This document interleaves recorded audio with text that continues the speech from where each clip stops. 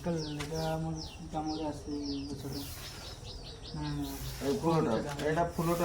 ফুলটাକୁ ସଦାବାହାର କୁହନ୍ତି। ସଦାବାହାର ଏଥିପାଇଁ କୁହାଯାଏ, ସଦା ବେଳେ ଇଏ ମାନେ ପରିବେଶଟାକୁ ସୁନ୍ଦର କରିକି ରଖିଥାଏ। ସବୁବେଳେ ଫୁଲୁଥାଏ, ଏଇଟା ଫୁଲ ସବୁବେଳେ ଫୁଟେ, ମାନେ ସବୁ ସିଜନରେ ତାର ଫୁଲ ଫୁଟେ।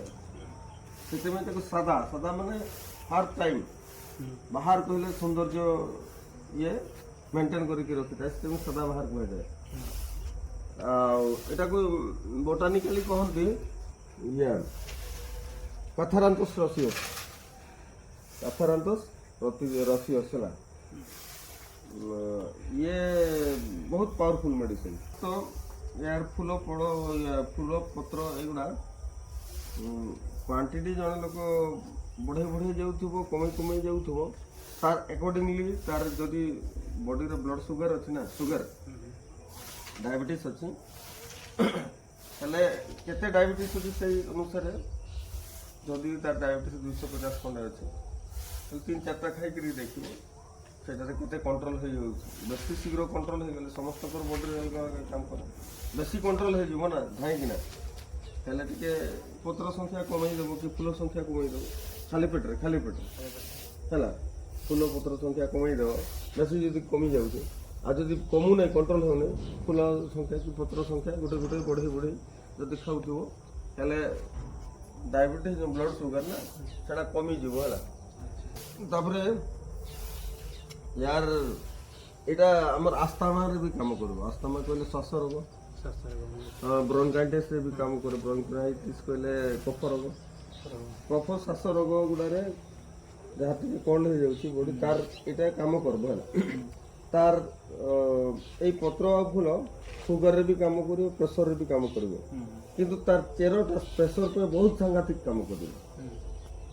ମାନେ ଜଣଙ୍କର ପ୍ରେସରଟାକୁ ମେଜରମେଣ୍ଟ କରିକି ତାର ଚେରଟାକୁ ୟୁଜ୍ କରାଯିବା କଥା, ନଚେତ ପ୍ରେସରଟାକୁ ବହୁତ ସାଂଘାତିକ ଭାବରେ କମାଇ ଦେବ, ଲୋକ ତାକୁ ହାଲିଆ ମେହସୁସ ହେଇପାରେ।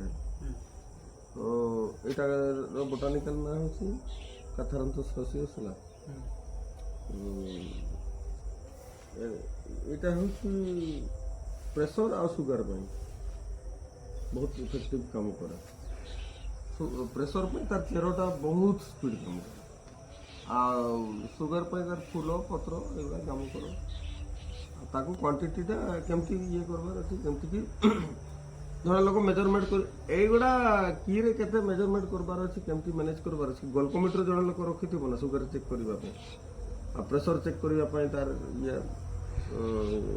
ସ୍ପାଇକ୍ର ମାନେ ରଖିଥିବ, ସ୍ପାଇକ୍ ମାନେ ସ୍ଥିର ରଖିଥିବ, ଆଉ ସୁଗାର ପାଇଁ ଗ୍ଲୁକୋମିଟର ରଖିଥିବ, ହେଲେ ସେ ଘରେ ମେଜରମେଣ୍ଟ କରିକି ଏଟାରେ ମେକଅପ୍ କରିପାରେ।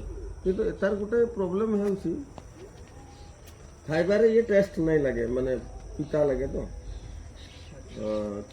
କଡ଼ୁଆ ଲାଗେ ହେଲା, ପିତା ଲାଗେ, ମାନେ ଟେଷ୍ଟଲେସ୍ ବହୁତ, ମାନେ ଖାଇବାକୁ ଯେଉଁମାନେ ପିତା ପସନ୍ଦ କରନ୍ତି ସେମାନେ ଖାଇପାରିବେନି। ଆଉ କିନ୍ତୁ ଟିକେ ରିକ୍ସି ଏଇଟା ଅଛି, ଏଇଟାକୁ ମାପି ଜପିକିରି ଖାଇବାର ଅଛି, କାହାର ବଡ଼ିରେ କେତେ କି କଣ୍ଟ୍ରୋଲ ହେଉଛି, ନଚେତ ପୁରା ସାଂଘାତିକ ଭାବରେ କମେଇ ଦେବ, ବହୁତ ସ୍ପିଡ୍ କାମ କରେ। ଆଉ ଆଣ୍ଟି କ୍ୟାନ୍ସର ପ୍ରପର୍ଟିଜ୍ ଅଛି, ଆଣ୍ଟି ଆସ୍ଥାମା, ଆଣ୍ଟି ବ୍ରୋଙ୍କାଇଟିସ୍, ମାନେ କ୍ୟାନ୍ସର ଗୁଡ଼ାକୁ, ଆସ୍ଥାମା ଗୁଡ଼ାକୁ, ଶ୍ୱାସ ରୋଗ ଗୁଡ଼ାକୁ ଆଉ କଫ ରୋଗ ଗୁଡ଼ାକୁ ଇଏ କମ୍ କରିଦେବ, ଆଉ ଏଇଟା ବି ଜେନେରାଲ ସେଫ୍ଟି ଇଏରେ ବି କାମ କରିବ। ଘା ଗୁଡ଼ାରେ ବି ତାର ରସ ଗୁଡ଼ାକୁ ଲଗେଇଲେ ମାନେ ଘା ଗୁଡ଼ାରେ ଏମିତି ଲଗେଇଲେ ବି କାମ କରିବ ହେଲା।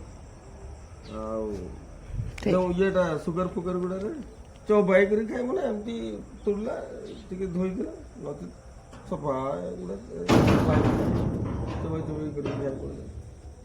ମାନେ ସେ 3ଟାରୁ ଷ୍ଟାର୍ଟ କରୁ, ଗୋଟେ ସୁଗାର ତାର କେତେ ଅଛି, ବେଶୀ କମ୍ ବେଶୀ ଯାହା ବି ଅଛି 250 ପଡ଼ିଯିବ, 3ଟା ଖାଉ, ତାପରେ ଯଦି କଣ୍ଟ୍ରୋଲ ହେଉନି ବଢ଼େଇବ 4ଟା କରିବ, ତାପରେ କଣ୍ଟ୍ରୋଲ ହେଉ 5ଟା କରିବ, ଏମିତି ବଢ଼େଇ ଯିବ, ତାର କେତେଟା ସେଟିଂ ହେଉଛି। ଯଦି ବେଶୀ କମେଇ ଗଲା ଆହୁରି କମ୍ କରିବ, ବେଶୀ ଏକ୍ସେସ୍ କମିଗଲା କମେଇ ଯିବ।